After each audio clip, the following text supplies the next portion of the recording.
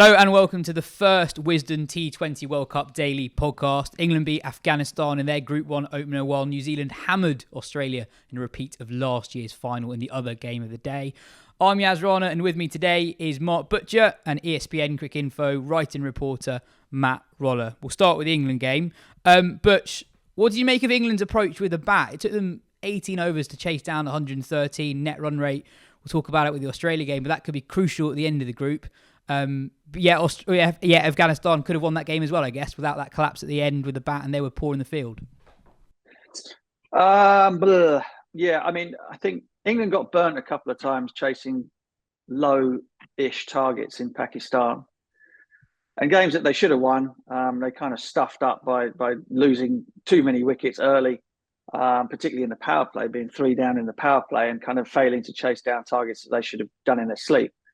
I don't think that this was a hangover from that particularly, but I think it would have been in the back of their minds, to just get the 2 points on the board. And I also don't think the pitch was that good.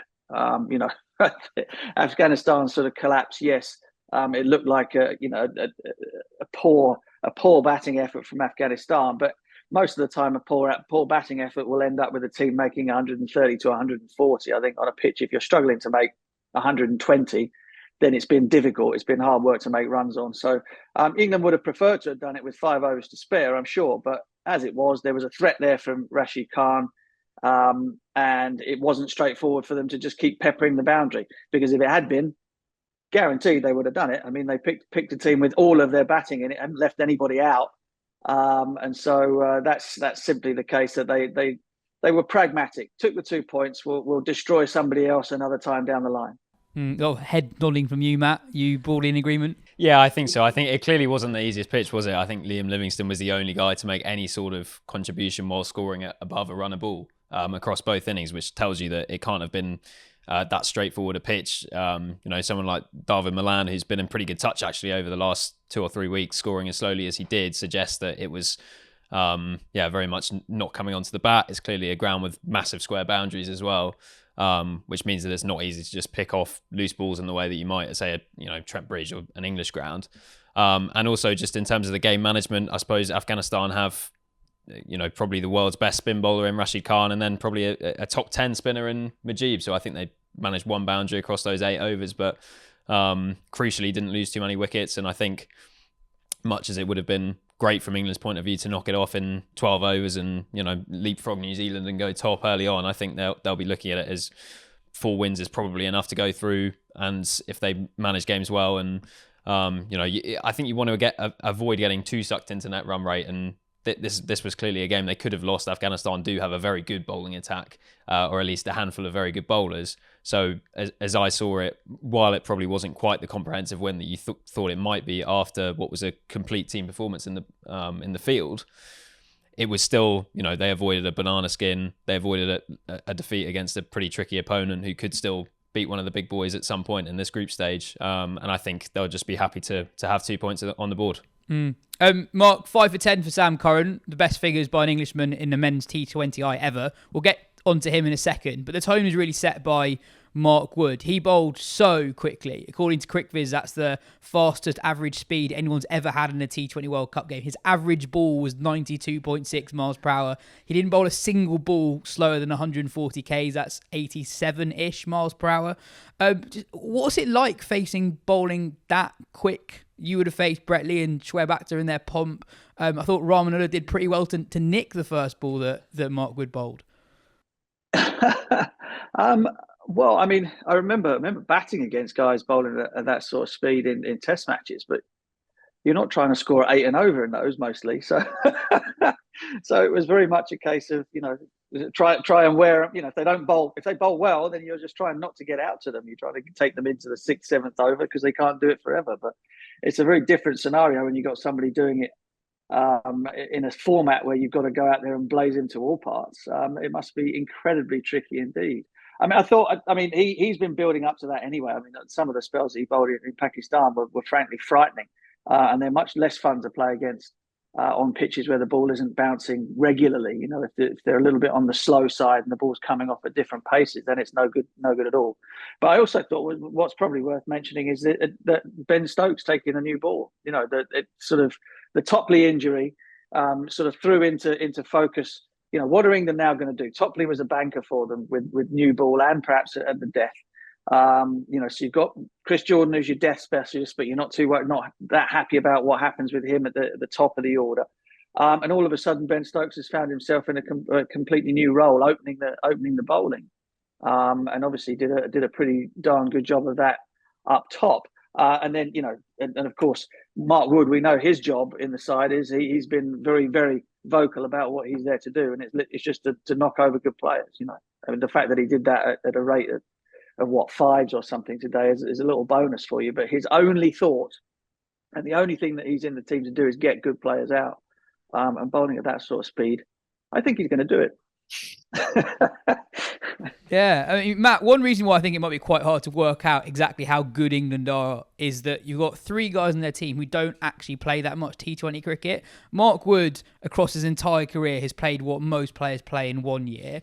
Ben Stokes has played barely a game for the last 18 months, and Chris Wokes is in a pretty similar situation.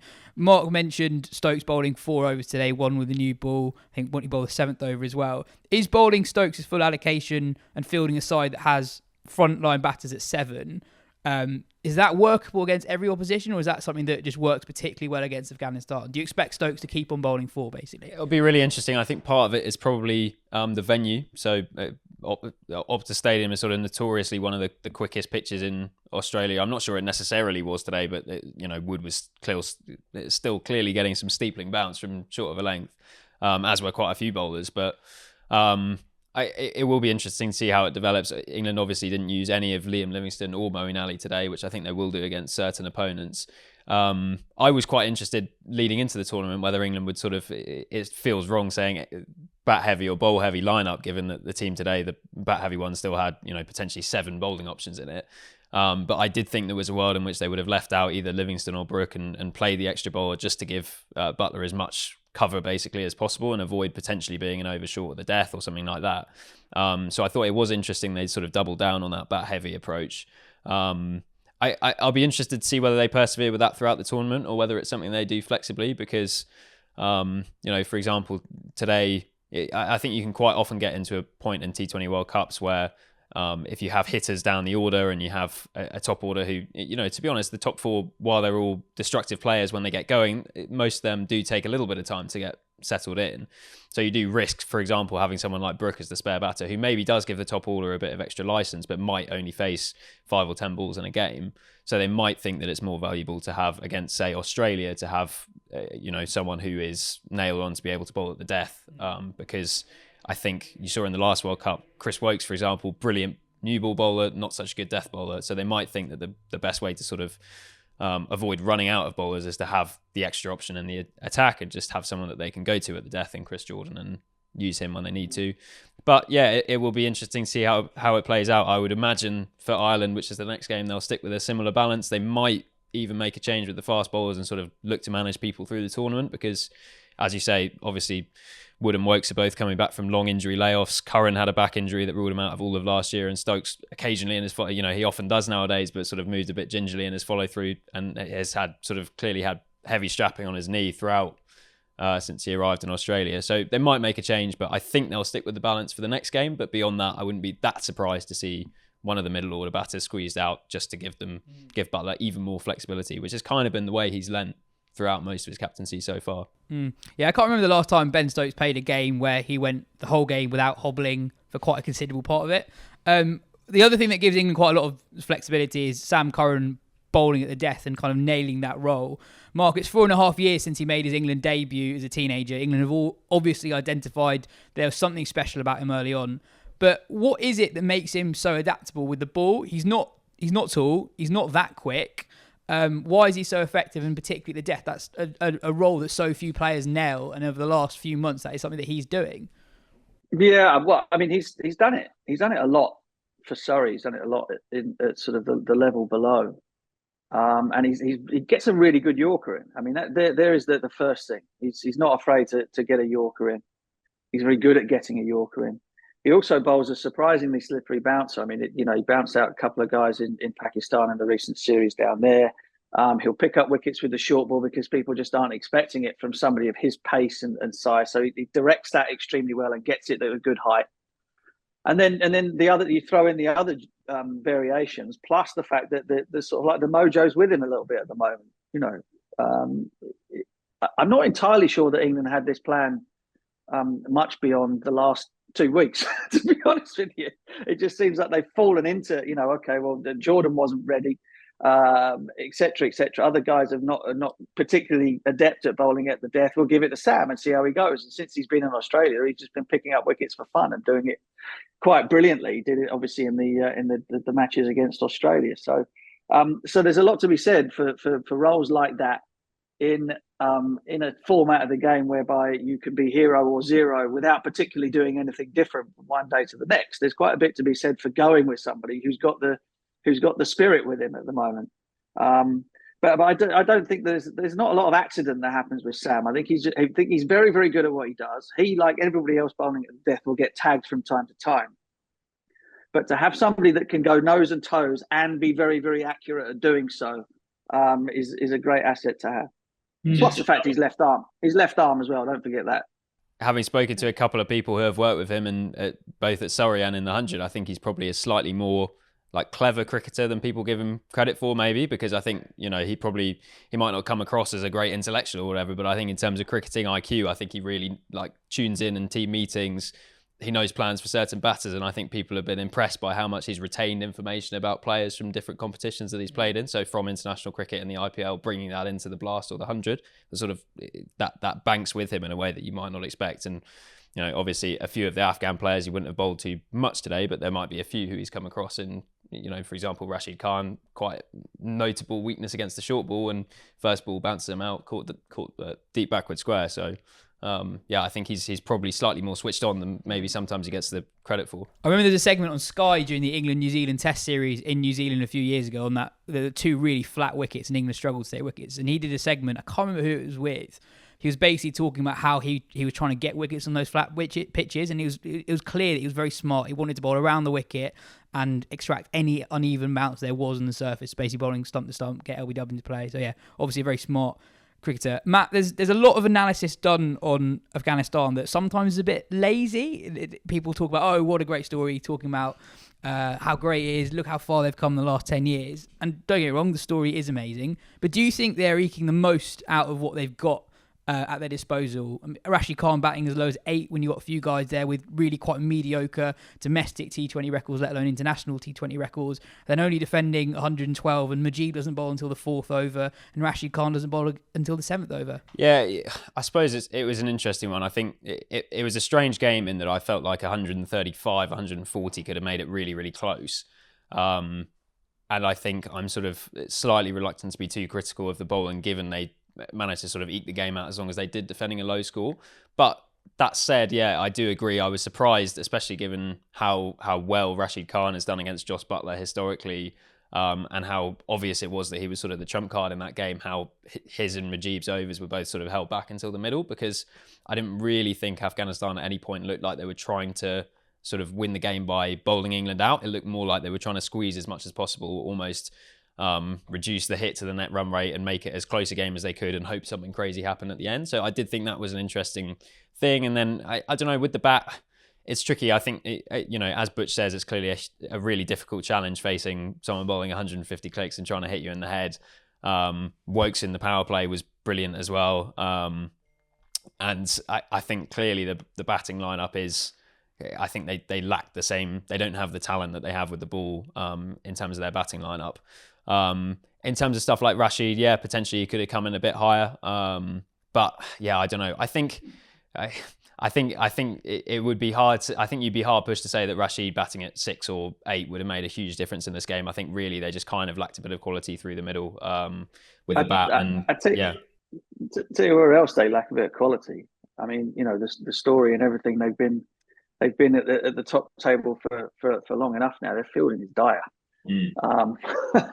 Ground fielding, everybody drops catches, but the ground fielding, the way that the athleticism of some of the guys out there in the field is just not not good enough. And one of the places where that gets highlighted more than any other is Australia on those big grounds. And so, if you put, I guess, if you put, say, I don't know, Scotland or Ireland or whatever in a similar scenario in that, their fielding wouldn't have been the thing that had let them down. But I think, England can beat anybody. And you could say the same of Afghanistan. However, one thing that you should be on a relatively level playing field with them for is in the field, and we're not up to scratch today. And finally, Butch, do you have England as competition favourites? I think they're up there for sure. I mean, we haven't seen everybody play yet. New Zealand are always going to, you put them in for a semi-final before you start a competition, right? But I think England are a fantastic team. I said this before we started. I thought that they were playing down their chances of doing something special in this tournament beforehand, probably by design. But you look at the options they have. Even while it looks as though they're sort of cobbling things together a little bit as they go along, it's just the riches that they have and the sort of impact players. Matt will know more about all that sort of stuff than me, but guys who over the course of a 20-ball period, whether it be with bat or ball, can kind of win a game for you. England are just chock full of them. So they're up there among the favourites. I'd say. Well, if you're asking me to put my money on anybody, I'd say England. Yeah. Cool. Well, cheers for your time. Not that I would. Nice one. Well, cheers for your time, Butch. Catch you soon. All right. Matt, as a repeat of last year's final, New Zealand absolutely battered Australia by 89 runs. Their first ever win in the T20I on Australian soil against Australia. One of the big selection debates for New Zealand going into the tournament was who should partner Devon Conway at the top, and Finn Allen emphatically justified the faith shown behind him, 42 off 16. And one thing I really like about Allen is I feel like in the last couple of years in T20 cricket, there's more statistical awareness in openers of what happens if you lose a wicket earlier on. So the first 2 or 3 overs can actually be quite slow, and then team kind of accelerate to the back end of the power play. Not with Allen, he just goes for it. 14 in the first over, his first over in the World Cup. That kind of set the tone for New Zealand, and basically a perfect day for them. Yeah, I think it's interesting with Allen. I was thinking, Mitchell Starc with the new ball against New Zealand in a massive game in front of a big crowd, and I was thinking Finn Allen was probably at school when he would have watched in 2015 him knock over Brendan McCullum in the World Cup final. But then, I think second and third ball went for 4 and 6 and just absolutely took him to pieces, really. And yeah, as you say, set the tone for the whole innings. I think Devon Conway played a really, really good innings too, which we shouldn't forget to mention that. I think he got 92 off 58 balls, and that was a sort of real. It was almost like it feels a little bit like the anchor role in T20 has evolved a bit, where you suddenly have these complete players like, for example, Butler and Warner, and Conway's probably not quite in the same bracket, but in terms of style, maybe he is, where you are just looking to bat through and do have the ability to score pretty quickly against most bowler types while also taking low risk options. I think the way he sort of negotiates spin through the middle, he's pretty good against pace as well. And basically seems to play low risk cricket shots, good cricket shots, looks classy while he's doing it, and still manages to regularly score 140, 150 plus if he bats for a long period of time. I think that was a really, really important knock. And yeah, those two I think have opened together for Wellington in domestic cricket and seem to have a pretty good understanding. And yeah, it feels like quite a big moment for New Zealand to have moved on from Guptill, because he's opened the batting for them forever basically in T20 cricket. But for them to have taken that big call and for it to have paid off in such a big game, really, because that could well be a qualification decider when we look back on it in 3 weeks' time, 2 weeks' time even. For him to have done that in I think his first World Cup game and just such a massive stage, it's huge. Kane Williamson's role he got a bit of stick, running ball 23. And I wonder though, isn't that fine for this team? If Finn Allen averages 15, 16, 17 balls in innings, Conway's going to try and do what he did today. But there's not that much in the middle order. Neesham is great at the death, but you don't want him coming in too early. You got Santner at 7, you don't want him coming in too early. So it's his job to kind of make sure they don't collapse between overs 7 and 16 after, with Allen at the top, hopefully a rapid start, and Neesham at the end, a rapid finish. Yeah, you wouldn't construct a team like that in franchise cricket. Yeah. You'd hope you'd have a stronger middle, but if that's what you've got and that's what you get in international T20 cricket, is a little bit weird how teams kind of make up for that. Yeah, I'm sort of as I say, I'm sort of reluctant to praise Williamson too much for scoring 23 off 23 and a team score of 200, but I've just done my share. I I suppose the counter argument to that is that Glenn Phillips has turned into a really good player of spin and is a really good runner between the wickets as well. So it can sort of manage an innings in the same way that Williamson did today, but maybe go a little faster than he did. But yeah, I mean, you don't want to criticise New Zealand's batting when they've managed to get 200 against what is still a pretty good attack, even though, you know, there's a bit of scrutiny at times when some of those Australian bowlers sort of they between them don't play that much T20 cricket, and clearly they've gone with this bat heavy strategy that they did last time. So you have Stoinis bowling 4 overs, which does mean it's not quite as strong as maybe it could have been.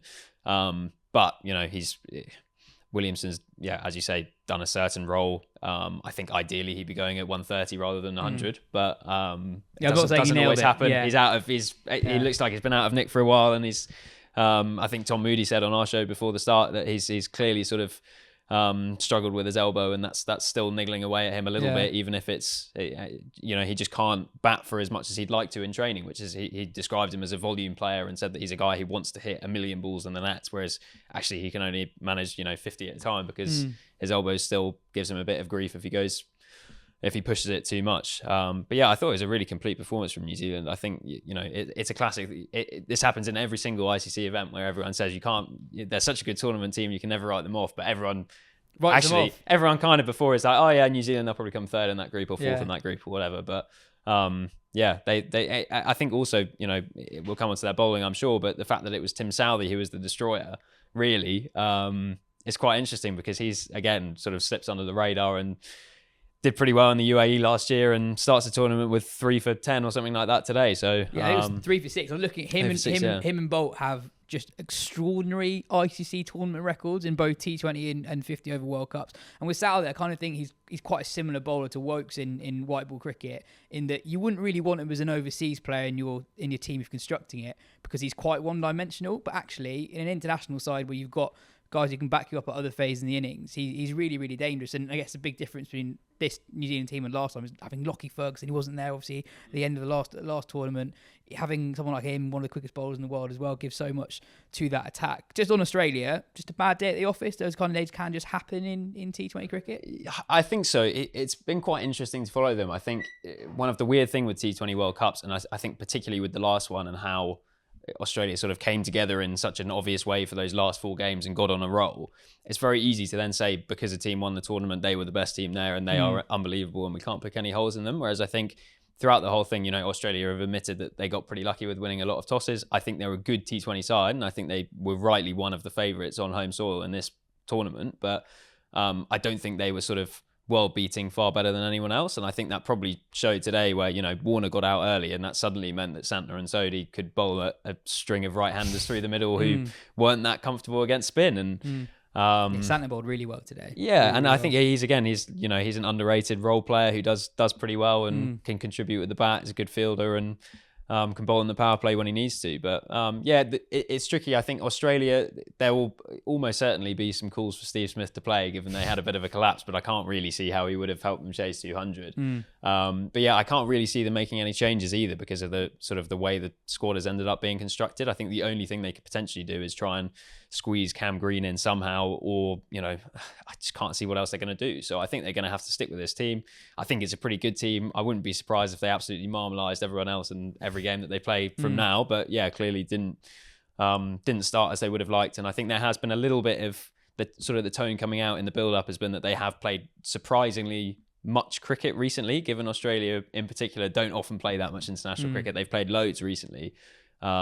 And I don't know, maybe there's a slight sort of, they're not quite as fresh as they would like to be at the start of this tournament. And, you know, it's easy to retrofit a narrative about pressure as hosts and all that sort of thing, but maybe it had played some small factor, who knows. But yeah, I wouldn't say that they've suddenly become a terrible team because they lost by 80 runs, just in the same way I don't think they became the best team that have ever played T20 cricket by winning the last one. Well, cheers for your time, Matt. That's the end of our first show. We'll be back tomorrow for Ireland, Sri Lanka, and the big one, Pakistan, India, the MCG. Cheers for listening. And if you want to get in touch with any questions, send an email to podcast@wisden.com or at any of us on Twitter. Cheers.